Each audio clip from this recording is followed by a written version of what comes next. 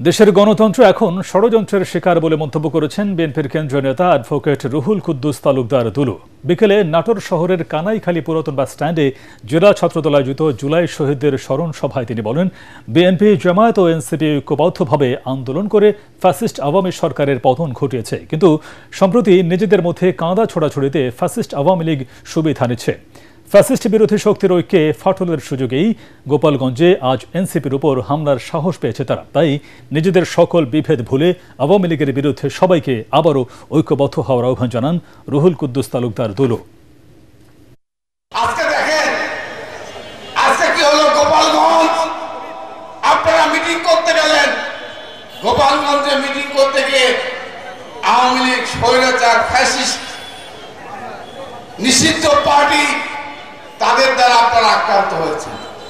আমরা এই ঘটনার নিন্দা জানাই। এই ঘটনা